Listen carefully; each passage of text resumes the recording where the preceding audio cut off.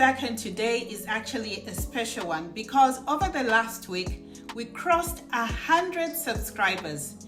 Thank you to every one of you who hit that subscribe button. This channel started as an idea with a handful of people watching, and now there's 100 of you here. We have a responsibility to build our own countries, and this is why I want Africans to shift their minds from leaving their countries to instead think about developing our own countries. And when you look at history, the countries that developed didn't develop because outsiders came in and did it for them. It was their own people. That's exactly the community I'm building here. Business-minded Africans at home and in their diaspora coming together, learning from each other, building real businesses in our own countries. If you found this channel, don't keep it to yourself. Tell another African wherever they are, whether they're back home or dreaming of going abroad. Let's build this together. Now, before I get into today's topic, I want to tell you about something that happened after my last video. Someone who watched it, where I talked about a potential business gap in brickmaking in the construction industry, left a comment that stuck with me.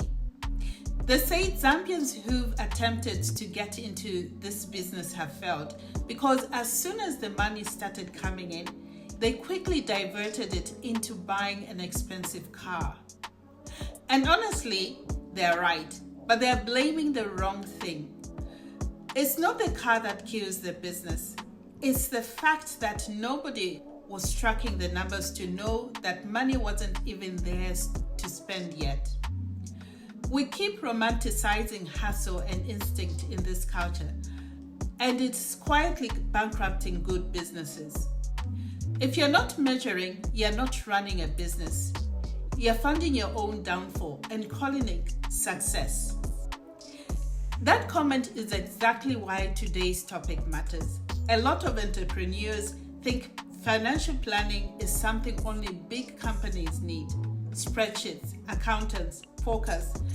But financial planning at its core is just knowing exactly where your money comes from, where it's going, and what decisions that information should be driving.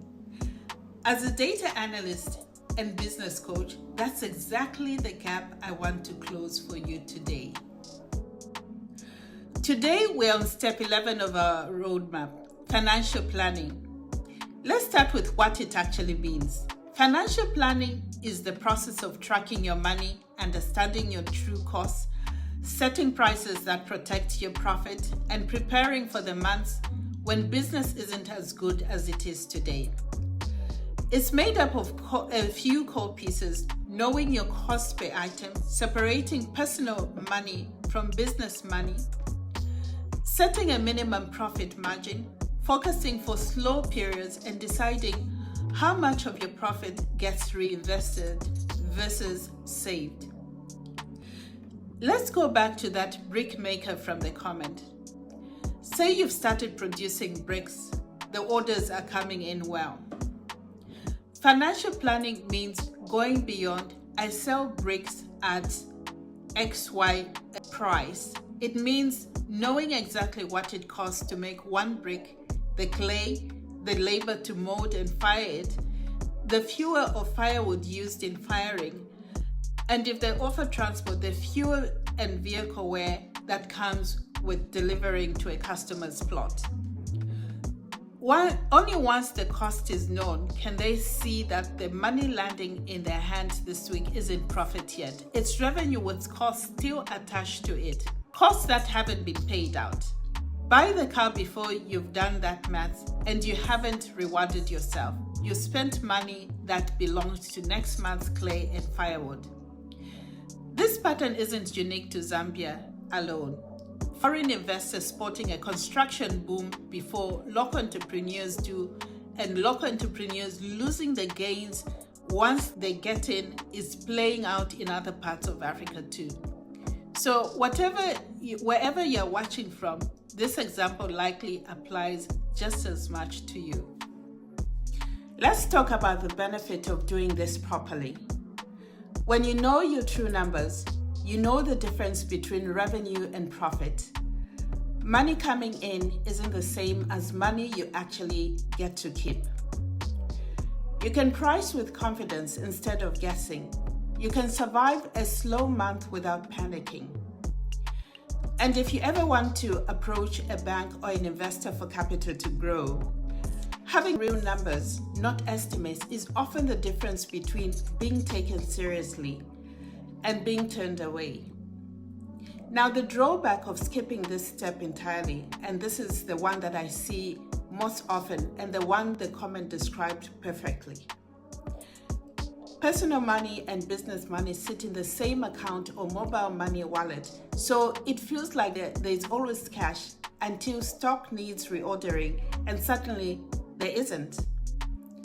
Prices get set on a gut feeling, sometimes even below true cost, because it feels competitive. There is no buffer for a slow month, so one bad season or one expensive car can genuinely end the business that was otherwise doing fine. And without real numbers, there is no way to actually tell if the business is growing or just staying busy. Now here's where it gets practical. Construction in Zambia slows down considerably in the rainy season because people don't build as much when it's wet. A brick maker without financial planning treats every month the same, spends what comes in, and then finds themselves short when the quiet months arrive, or worse, they've already spent the buffer on something with 4 wheels. A smart brick maker with financial planning knows that business months need to fund their quiet months too. So a portion of profit gets set aside specifically to cover the season when sales naturally drop. That's not saving for the sake of it. That's planning around a pattern the data already tells you exists. Now it's time to tell you about one of my businesses in Zambia, Denda Fast Delivery. I sell authentic original designer perfumes sourced directly from the UK.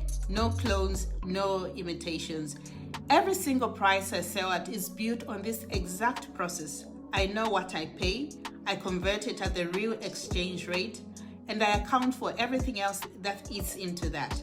And I've set myself a margin which I will not go below, no matter how competitive I want to be.